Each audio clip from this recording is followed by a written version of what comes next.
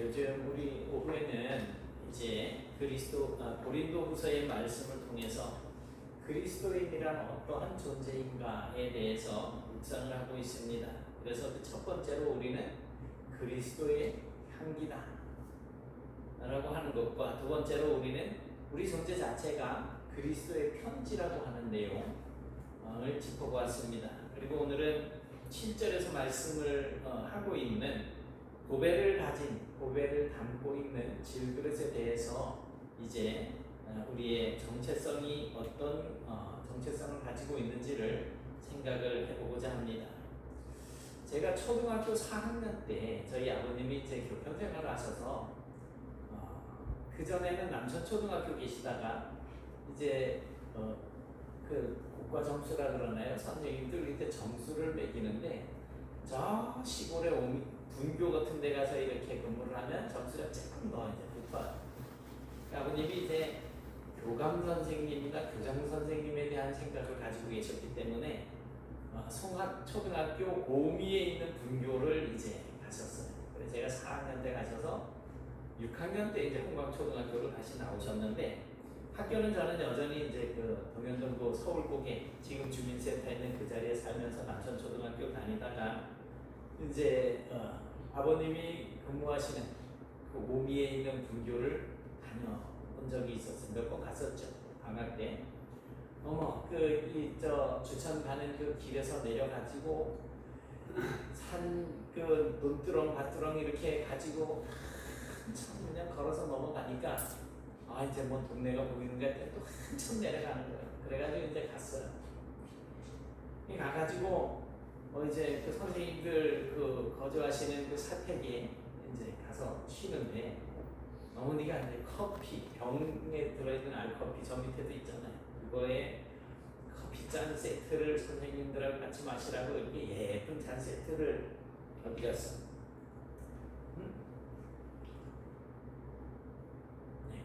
이런 잔 세트를 이제 가지고 가신 거예요. 근데 아들이 삼형제인데 어머니가 이제 커피 잔에 이제 막 커피를 이렇게 타가지고 그때는 그냥 요즘 그 쓴물 그런 거잖아요. 거기에 설탕을 타서 먹는 맛이 얼마나 좋은지 제가 그때 그 커피를 잔에 이제 그 커피를 넣고 물을 조금이라도 더 마시려고 아주 찰랑찰랑하게 이렇게 벗어요. 그리고 얘를 이제 방으로 가지고 간다고 이 4학년짜리가 이걸 들고 이래 가다가 조금 흔들리니까 얘가 손에 확 쏟아지고 뜨거워. 어떻게 됐겠어요? 예? 예?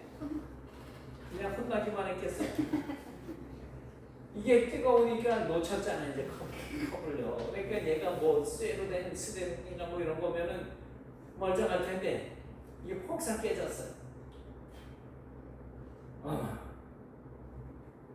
뜨겁기는 진짜 뜨겁더라고요. 이 뜨거운 걸 진짜 뭐 펄펄 끓는 거를 먹는데 그 잠깐 식었다 그래도 90몇 도는 됐었을 거 아니에요. 그게 잠깐 나야 되는데 그냥 놓쳤어요. 저도 이제 저를 방어해야 되니까 놓친 거예요. 뭐 한 50년이 훨씬 넘었으니까 이제 잘 기억은 나지 않지만 엄청 혼났을 거예요. 혼났는지 안 혼났는지 기억은 잘 안 나요. 오늘 7절을 보니까 바울은 이 고배를 질그릇에 담았다라고 말씀을 전하고 있습니다. 여기서 말하는 질그릇이라고 하는 것은 바로 우리의 인생을 가리키는 말이에요. 그런데 어떻게 이렇게 인생을 질그릇에 비유하는 이 일은 사도 바울이 처음 한 것은 아니고 구약시대의 뭐 예레미야 선지자나 이런 선지자들이 우리의 인생을 질그릇과 같다라고 계속 말을 해왔습니다. 그리고 이렇게 말하는 그 근거는 여호와 하나님께서 땅에 흙으로 사람을 지으시고 생기를 그 코에 불어넣어서 사람이 생명이 되니라 라고 한 이 말씀. 그러니까 우리는 흙으로 이제 빚어진 하나님의 창조물이잖아요. 그렇다면 왜 하나님께서는 인간을 흙으로 지으셨을까? 흙으로 지었으니 당연히 질그릇이라고 하는 게 맞겠죠. 만약에 흙이 아니라 좀 더 단단한 재료를 사용하셨다고 한다면 뭐 굳이 부서지지 않고 그냥 튼튼하고 건강하게 잘 살아갈 수 있을 텐데 왜 굳이 부서지기 쉬운 흙으로 만드셨을까요? 그리고 그 깨어지기 쉬운 질그릇 속에다가 왜 고배를 담으셨다고 하시는 걸까요? 그냥 기왕에 좋은 고배를 담을 것 같으면 튼튼한 그릇, 깨지지 않는 그릇을 만들어서 담아놓으면 되는데 뭐 예를 들면 좋은 지금 목에 걸고 있는 거 뭐예요? 금으로 그릇을 만든다든지 뭐 그릇에다가 보석을 담으면 보석함이고 그죠? 그러니까 그런 보석함을 만들 때 금이나 은으로 해도 되는데 굳이 흙으로 만드셨어요. 여기에 대해서 바울은 이렇게 말을 하고 있습니다. 7절에 보니까 이는 심히 큰 능력은 하나님께 있고 우리에게 있지 아니함을 알게 하려 함이라. 큰 능력은 내가 튼튼한 그릇이 돼가지고 내가 마치 능력이 있는 것처럼 그렇게 하는 것이 아니고 하나님께 있다라고 하는 사실을 알게 하려는 것이라는 거예요. 하나님께서 정말 깨지기 쉬운 질그릇, 뜨거워서 탁 놓쳤더니 그 그냥 비싼 잔 하나 떨어지고 뭐 이런 깨지기 쉬운 질그릇 같은 우리에게 이 귀한 보배를 담아주신 이유는 우리로 하여금 능력이 우리에게 있는 것이 아니라 하나님께 있다라고 하는 사실을 알게 하시기 위함이라는 거죠. 사실 질그릇의 가치를 비교하는 일은 별로 의미가 없습니다. 도토리 키재기와 같죠. 질그릇의 가치는 그런데 그 그릇 자체에 있는 것이 아니에요. 물론 뭐 요즘에는 그릇이 그 브랜드에 따라서 이제 상당히 뭐 값의 일의 차이가 나기도 하는데 뭐 싼 거나 비싼 거나 요새는 다 뭐 그 그릇인 것 같아요. 그런데 그 그릇 자체라기보다는 그 그릇에 무엇이 담겨 있는가로 가치가 결정이 되어지잖아요. 그릇에다가 꿀을 담아놓으면 우리 뭐라 그래요? 꿀단지. 거기에 배설물을 담아놓으면 뭐라 그래요? 네? 네? 똥단지. 사모님 중국 갔다 오더니 입도 중국식 하랬어. 요강이라 그러잖아요. 요강. 마찬가지로 우리의 가치는 우리의 능력이나 나의 어떤 가지고 있는 조건이나 내가 기울이는 어떤 노력 때문에 정해지는 것은 아니에요. 물론 내가 그런 것들을 통해 가지고 다른 사람들보다 좀 더 가치 있어 보일 수는 있겠지만 하나님 보시기에는 그냥 질그릇 그 자체, 그 이상도 그 이하도 아닌 거죠. 그러나 우리 안에 진정한 가치 있는 보물이 담길 때 그 그릇은 진정한 가치가 생겨나게 되는 것입니다. 아무리 진짜 볼품없는 진흙으로 만들어 놓은 그 요만한 함이라도 그 안에 금이나 다이아몬드나 이런 아주 진귀한 보배들이 들어있다고 한다면 누구든지 그거 선택하려고 할 거예요. 비싸 보이는 뭐 본차이나 이런 데 들어있는 아까 그 대추, 호도 뭐 그 있는 거 있고 여기 금 이따만한 거 들어있는 뭐 선택하실래요? 여기 진흙으로 만들어 놓은 거. 금이 들어있는 그릇을 선택하시는 거죠.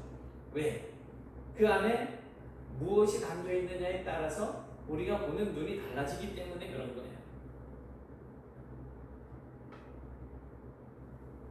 우리 그리스도인들은 세상 사람들이 가지고 있는 그런 겉모습과 별반 다를 바 없는 그런 모습을 가지고 있습니다. 그래서 어떻게 보면 오전에도 잠깐 말씀드렸지만 성경에 있는 말씀대로 술 취하지 말라 그래서 술을 안 마시는데 왜 저렇게 더 못된 삶을 살까라고 하는 평가를 들을 때가 참 많아요. 그러니까 겉모습으로만 가치를 판단하자고 한다면, 평가하자고 한다면 우리도 사실은 세상에 나가가지고 내놓을 것이 없다는 겁니다. 바울은 고린도전서 1장 26절 이하에서 이것에 대해서 아주 길게 설명을 합니다. 대충 이런 내용이에요. 세상 사람들의 관점에서 볼 때 우리 그리스도인들은 지혜로운 사람이나 권력 있는 사람이나 가문이 훌륭한 사람이 많지 않지만, 그러나 하나님께서는 우리와 같이 어리석고 미련한 자들을 선택하셔서 세상에서 지혜 있다라고 생각하며 살아가는 그 사람들을 부끄럽게 하기 위해서, 세상에서 배웠다고 자랑하는 사람들을 부끄럽게 하는데 우리를 사용하시기 위해서, 그래서 그들로 하여금 하나님 앞에서 자랑하지 못하도록 하기 위해서 우리 같은 질그릇을 선택하셨다는 겁니다. 우리 그리스도인들이 세상 사람들과 다른 것이 있다고 한다면 그것은 세상 사람들이 가지지 못한 보배를 우리 안에 담고 있다는 거예요.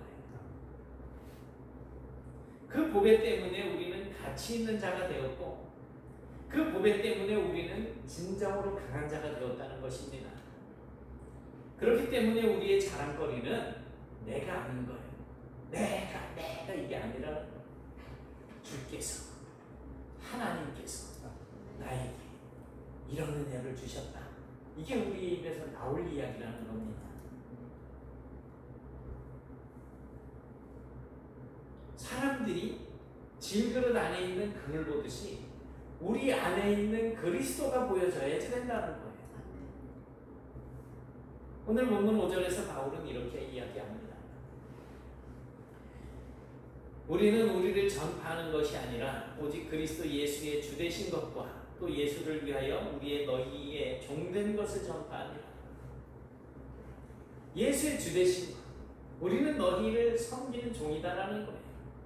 이것이 바울이 전하는 메시지고 또 우리 그리스도인들이 전하는 메시지여야지 된다는 것입니다. 우리는 우리 자신을 전하지 않습니다. 우리 자신을 드러내려고 하지 않습니다. 우리는 오직 예수 그리스도를 전파할 뿐입니다. 그게 복음을 전하는, 그리고 하나님의 백성으로서의 삶을 사는 자세입니다. 왜냐하면 우리는 백승년, 내가 아니고 그리스도를 담고 사는 그리스도인이기 때문에 그렇습니다. 그래서 우리가 그리스도의 향기를 드러내야지 됩니다. 그런 거예요. 우리 안에 든 것이 쓰레기라고 한다면 당연히 우리의 입에선 쓰레기가 나올 수밖에 없을 겁니다. 우리 안에 든 것이 오물이라고 한다면 당연히 오물, 냄새나는 오물을 뱉어낼 수밖에 없겠죠. 그러니 아무리 고상한 척하고 또 우리 안에 있는 고상한 척한다고 하더라도 우리 안에 있는 그리스도를 드러내지 않는다면 그저 우리는 세상 사람들에게 기피 대상이 될 수밖에 없어요. 아, 냄새난다. 아, 더러워. 이런 소리를 들을 수밖에 없는 거예요. 그렇다면 바울이 말하는 보배는 구체적으로 무엇을 이야기하는 걸까요? 오늘 본문에 보니까 두 가지를 생각해 볼 수 있습니다. 그 첫 번째는 바로 하나님의 빛입니다. 이 빛은 우리 안에 있는 보배. 6절에서 바울은 이렇게 이야기합니다. 시작. 어두운 데서 빛이 비추라 하시던 그 하나님께서 예수 그리스도의 얼굴에 있는 하나님의 영광을 아는 빛을 우리의 마음에 비추셨느니라. 아멘. 우리가 예수를 나의 구주라고 고백하고 하는 것도 다 하나님의 은혜예요. 내가 내 능력으로 할 수 있는 건 아무것도 없어요. 그런데 이 말씀은 요한복음 1장의 말씀을 생각나게 합니다. 요한복음 1장 9절과 14절입니다. 같이 보시겠습니다. 시작. 참빛 곧 세상에 와서 각 사람에게 주는 빛이 있으니 말씀이 육신이 되어 우리 가운데 거하시되 우리가 그의 영광을 보니 아버지의 독생자의 영광이요 은혜와 진리가 충만하다. 아멘. 태초에 캄캄한 세상을 비치던 그 빛, 말씀이 육신이 되신 그 예수 그리스도를 통해서 우리에게 나타난 하나님의 영광을 아는 그 빛이 이제 예수를 믿는 우리 그리스도인들의 이 가슴에 비추게 되었다는 것입니다. 세상 사람들은 우리를 보고 하나님의 영광을 보게 되는 거예요. 바로 이 하나님의 사랑의 빛이 질그릇 같은 우리의 안에 담겨있는 그런 보배라는 것입니다. 그냥 고백을 하니까 아이 금이나 좀 담아주시지, 다이아몬드나 좀 담아주시지. 근데 사실은 아무리 좋은 다이아몬드가 있고 금이 있어도 캄캄한 데서는 그게 무슨 소용이 있겠어요.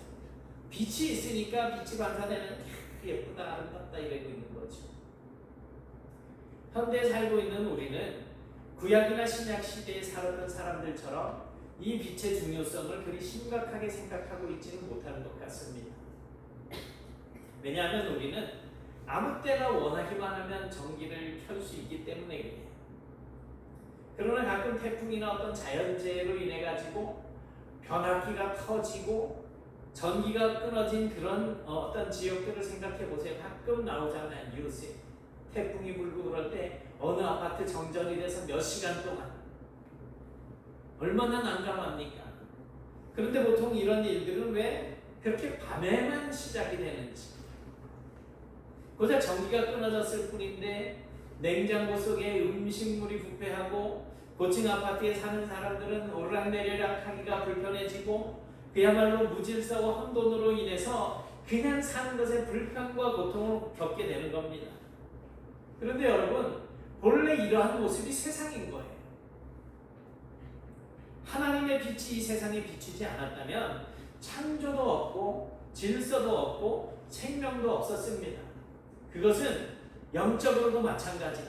아무리 이 세상에서 그럴듯하게 모든 것을 다 갖추고 있다고 하더라도 하나님의 빛이 우리의 인생 속에 들어와서 비추지 않는다면 우리는 살아있는 것이 아닙니다.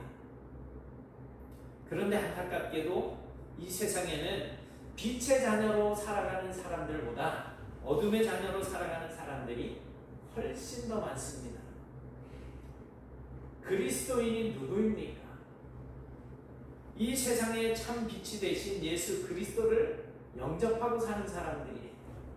하나님을 아버지라고 부르며 사는 사람들입니다. 창조의 빛이었던 그분, 말씀이 육신이 되신 그분이 우리 안에 들어오시면 어둠은 설 자리가 없어지게 되는 거예요. 지금 여기 저 바깥에 나가가지고 스위치만 하나 탁 내리면은 컴컴해질 거예요. 저거 이제 뭐 걷어내야 좀 빛이 이제 환하게 들어오겠지. 깜깜한 밤에 들어오면 여기 진짜 잘 보이지도 않아요.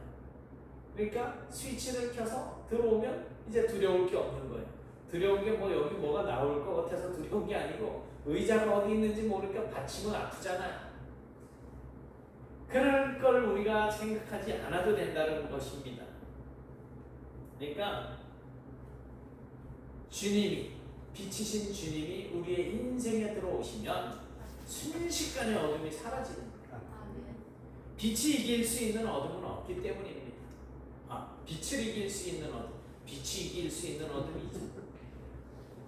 빛을 이길 수 있는 어둠은 없어요. 어둠이 빛을 몰아내는 게 아니고 빛이 어둠을 몰아내는 거예요. 빛이 내 삶에 들어오기 전까지는 어둠 속에서 두려움과 공포와 혼돈과 상처와 죄악 속에서 살게 되지만 우리 안에 빛이 들어오게 되니까 그 어둠의 그림자는 완전히 사라지게 되는 것입니다. 하나님은 빛이시라. 그에게는 어둠이 조금도 없으시다는 것입니다. 빛이라고 하는 것은 어둠이 없다라는 거라는 거예요. 하나님의 사랑의 빛이, 예수 그리스도의 그 생명의 빛이 우리의 삶에 들어오고 나니까 어둠의 세력은 어디로 사라졌는지 찾아볼 수 없게 된다는 것입니다. 이사야서 60장 1절에 보니까 일어나라 빛을 발하라 이는 내 빛이 이르렀고 여호와의 영광이 내 위에 임하였습니다 라고 말씀하고 있듯이 우리는 아무것도 아니지만 우리에게 하나님의 빛이 들어오고 우리에게 하나님의 영광이 임하니까 우리는 이제 그 실패와 좌절의 자리를 털고 일어서서 세상을 향해서 빛을 발할 수 있는 그런 삶을 살 수가 있게 된다는 것입니다. 우리 질그릇 같은 이 육신은 참처투성이고 사실 그렇잖아요. 집에 있는 그 질그릇 같은 거 이렇게 찾아보세요. 설거지 하다 보면 뭐 이도 나가 있고 어떤 때는 또 이렇게 금이 찌가 있어요. 저도 가끔 어쩌다 한번 설거지를 도와줘요. 근데 이래 보면은 그릇에 금이 이렇게 가 있을 때가 있어요. 그 이제 물이 잘 안 새니까 그냥 쓰는 거예요. 근데 저는 이제 잔소리를 하죠. 야, 이거 이 안에 세균이 얼마나 끼어 있을까, 버리자. 사실 흙으로 만들어 놓은 그릇은 그럴 수밖에 없습니다. 부닥치면 깨지거든요. 그러니까 우리의 육신은 상처투성이고 곳곳에 금이 가 있고 얼룩덜룩하고 보잘것없을지 모르지만, 그러나 하나님의 빛이 우리 속에 들어오게 되면 그 빛으로 인해서 우리는 정말 가치 있는 존재로 바뀌게 된다는 것입니다. 바로 이 하나님의 빛이 우리 질그릇 안에 담겨있는 보배입니다. 지금 여러분에게 이 빛이 있습니까? 이 보배가 여러분 안에 있습니까? 그리스도인은 인생이라고 하는 이 질그릇에 이러한 보배를 담고 사는 사람들이라는 것입니다. 어디를 가든지 빛나는 여러분들이 되셔야 됩니다.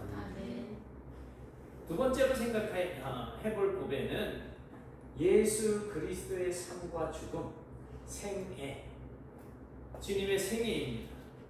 본문 10절에서 바울은 이렇게 이야기합니다. 시작. 우리가 항상 예수의 죽음을 몸에 짊어짐은 예수의 생명이 또한 우리의 몸에 나타나게 하려 합니다. 아멘. 어떤 분들은 예수의 죽음을 몸에 짊어진다라고 하는 것을 그냥 무슨 십자가나 목걸이를 하고 다니는 정도로 이해를 하고 있어요. 혹시 십자가 목걸이 달고 계셔요? 십자가 있어요? 십자가 없어요? 저 여기 있잖아요. 아니, 예수 믿는 사람이 이렇게 티를 내고 다니는데. 근데 주님의 그 죽음을 짊어진다 그러니까 그냥 뭐 십자가를 차에다 달고 다니고 뭐 몸에 어디에 달고 다니고 그러는 정도로만 생각을 한다는 거지. 하지만 이 말은 그런 뜻이 아닙니다. 세번역 성경을 보면 이렇게 번역이 되어 있어요. 같이 봅니다. 시작. 우리는 언제나 예수의 죽임 당하심을 우리 몸에 짊어지고 다닙니다. 그것은 예수의 생명도 또한 우리 몸에 나타나게 하리라. 예수의 죽음이 우리의 몸에 있고 예수님의 생명 또한 우리의 몸에 있다는 것입니다. 예수님의 인생은 십자가 사건과 부활 사건으로 요약할 수 있습니다. 예수 그리스도의 죽음과 부활이 우리 몸에도 있다는 것, 이게 무슨 뜻일까요? 8절 9절을 보면 이 뜻이 조금 더 분명해집니다. 같이 봅니다. 시작. 우리가 사방으로 오겨서를 향하여 쓰레기지 아니하며 답답한 일을 당하여도 낙심하지 아니하며 박해를 받아도 인바되지 아니하며 거부러뜨림을 당하여도 망하지 아니하고. 아멘. 당시 사도 바울을 비롯한 그리스도인들은 단지 예수님을 믿는다는 이유 때문에 온갖 박해를 견뎌야만 했습니다. 지금 우리가 당하는 예수 믿는 교회 다니는 거 너무 힘들어, 이거는 아무것도 아니에요. 사실은 지금도 북한에는 그 지하에 숨어서 예수 믿는 사람들끼리 나 예수 믿는다고 표시를 하는 거예요. 악수를 하고 손가락으로 손장난을, 십자가를 그린다는. 그 이제 믿는 사람들은 알고 뭐 오늘 뭐 어디에서 몰래 모여서 기도해. 그럼 거기 가. 그렇게 또 하나님 앞에 눈물을 흘리면서 기도를 하고, 그러다 붙들린 사람들은 진짜 저 지하 뜨거운 곳, 그 불구덩이 같은 곳에 가가지고선 노동을 하는데 살이 녹아내릴 정도로 뜨거운 그런 고통을 당하는데도 불구하고 예수 믿는다는 이유 때문에 그 고통을 견딘다는 거죠.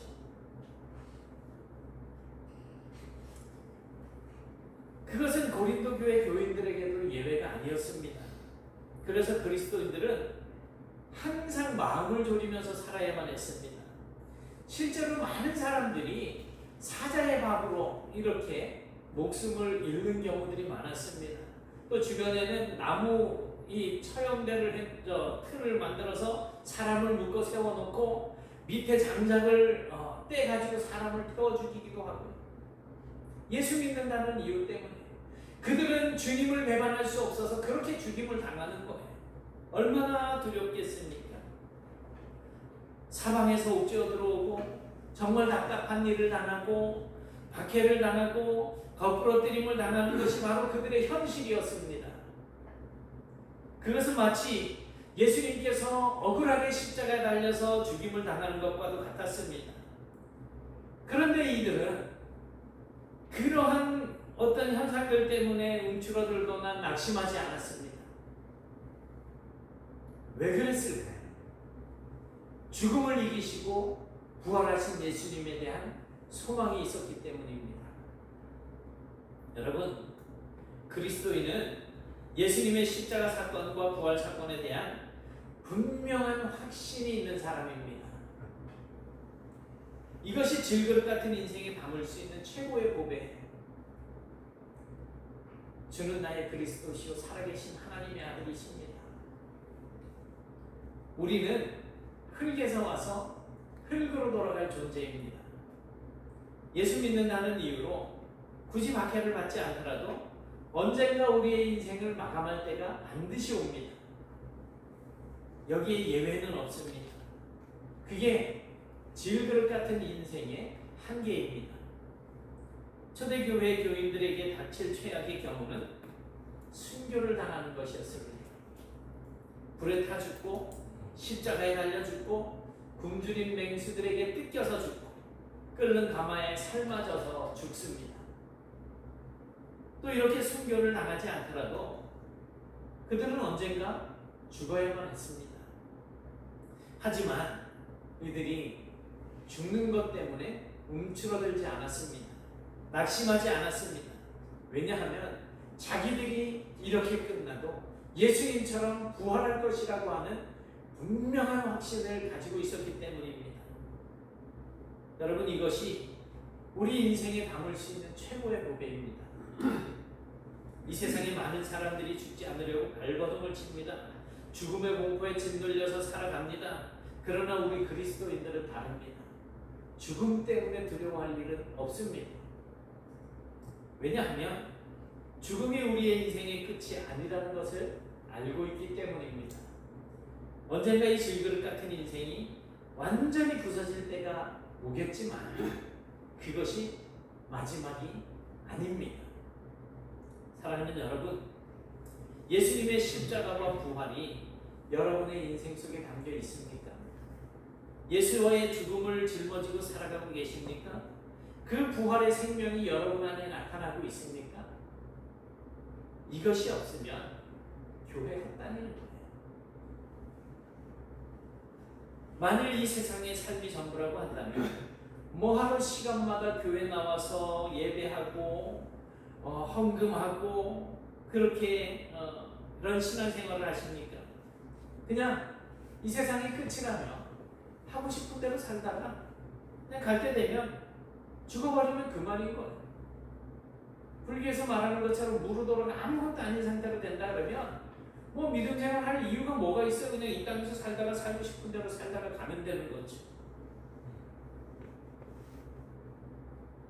죽음 후에 주님과 함께 영생을 누리는 이 소망이 없다면 우리의 인생은 그야말로 허무한 인생이 되고 말 겁니다. 최고 사도 바울이 그러잖아요. 어리석은 자라는 거예요. 그렇게 끝난다면 우리가 주를 위해서 하나님을 위해서 산다고 살았는데 여기서 그냥 끝이라고 한다면 우리는 정말 허망한 인생을 사는 거예요. 그러나 예수님을 알지 못하고 믿지 못하는 사람들은 그들의 인생을 허무하게 끝내버리고 맙니다. 그 끝에는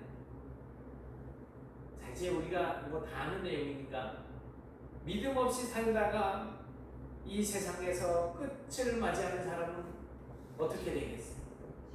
지옥이겠죠. 죽는 순간 지옥. 뭐 3박 4일 날아가면서 지옥까지 떨어지면서 구경, 이 구경, 저 구경 다 하는 게 아니에요. 그때는 이미 시간이라는 개념이 없기 때문에 내가 죽었어, 이제 숨이 끊어졌어요, 눈을 떴어, 지옥인 거예요. 얼마나 허무할까요? 그들은 왜 그런 인생을 살아야 했을까요? 그 안에 예수 그리스도의 죽음과 부활이라고 하는 이 보배를 담고 있지 못하기 때문에 그렇다는 겁니다. 우리 인생은 질그릇 인생입니다. 정말 아까도 잠깐 말씀드렸지만 설거지하다 보면 흠집 있고 심지어는 금이가 있는 것을 볼 수도 있습니다. 질그릇은 이처럼 깨지기 쉽습니다. 긁히기도 하고 균열이 생기기도 합니다. 때도 많이 묻습니다. 아무리 닦아도 그 틈에 끼어있는 때 끌어내기도 쉽지 않습니다. 살만큼 살아온 우리의 인생을 들여다보면 곳곳에 상처와 긁힌 흔적들이 치유되지 않고 그대로 남아있는 경우를 볼 수가 있습니다. 그래서 우리가 누군가를 생각하면 막 감정이 올라올 때가 얼마나 많습니까? 그런 흔적들은 우리가 평생 지니면서 살고 있는 거예요. 처음으로 돌아가서 우리 인생을 다시 시작할 수가 없기 때문에 지금까지 살아온 내 인생의 질그릇을 새 것으로 바꿀 수는 없기 때문에 우리는 평생을 그렇게 살아가야지 된다는 것입니다. 그러나 이 질그릇에 고백가 담겨지게 되면 우리 인생의 가치가 달라집니다. 하나님의 빛이라는 고백, 예수 그리스도의 죽음과 부활이라고 하는 이 진귀한 고백가 담기면 나의 상처와 삶의 균열은 오히려 내 안에 담겨있는 그 빛을 세상에 전하는 통로가 될 수 있을 것입니다. 그것을 이용해서 우리는 더욱더 예수 그리스도를 영화로운 분이라고 전할 수가 있게 될 것입니다. 세상 사람들은 내 삶에 깊게 파여있는 균열을 보고 우리를 멸시하고 모욕했었지만 그러나 그러한 우리의 삶에 패여있는 균열이나 어떤 상처들을 보고 그것을 통해서 비추게 되는 하나님의 은혜의 빛, 영광의 빛, 사랑의 빛을 보게 될 것입니다. 우리 안에 고백가 담긴다. 늘 말씀드리지만 마태복음 5장 16절에 예수님은 제자들에게 이런 말씀을 하십니다. 시작. 이같이 너희같이 사람을 지하여 그들로 너희 착한 행실을 보고 하늘에 계신 너희 아버지께 영광을 돌리게 하라. 아멘. 서울서 맛있는 버섯 매운탕을 먹었어요. 옆에 있던 사람이 얘기했다 그랬잖아요. 술을 취하지 말라 그래서 술을 안 마시는 것은 이해하지만 성경에 착하게 살라는 구절은 없다 이거. 지들이 언제 성경을 그래 읽었는지 모르겠어요. 근데 보니까 너희의 착한 행실을 보고 착하게 살라는 거예요, 말라는 거예요? 착하게 살라는 거잖아요. 그러니까 우리의 착한 행실을 자랑하라는 것이 아닙니다. 하늘에 계신 하나님 아버지를 자랑하라는 거예요.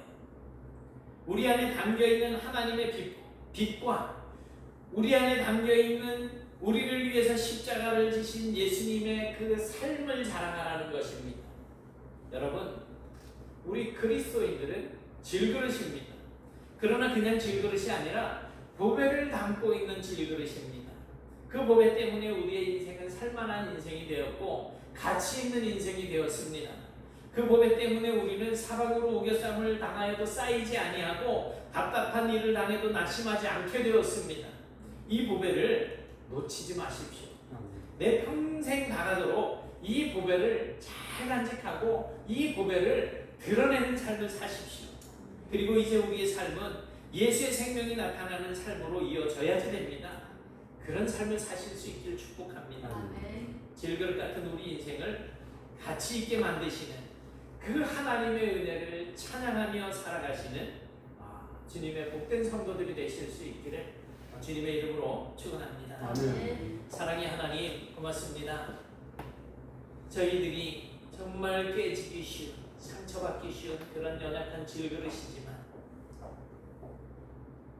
하나님의 그 영광의 빛을 알게 하는 그런 빛을 우리에게 주시고 예수 그리스도의 십자가의 죽으심과 부활의 그 영광을 우리 안에 담아주심으로 오늘 저희들이 하나님의 자녀요 백성된 삶을 살게 하시니 감사합니다.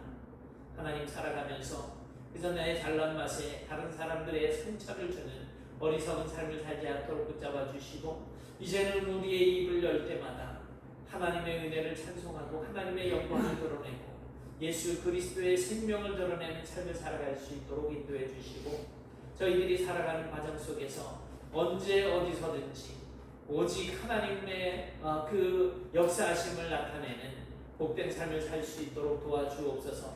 저희들은 연약하지만 하나님께서 우리의 힘이 되어 주시고 하나님께서 우리의 능력이 되어 주시면 저희들이 하지 못할 일 없겠사오니 이 시간 저희들의 마음을 다져 주시고 은혜를 더하여 주셔서 항상 주의 영광을 담고 사는 보배로운 그릇이 될 수 있도록 도와주시옵소서. 예수님 이름으로 기도드리옵나이다.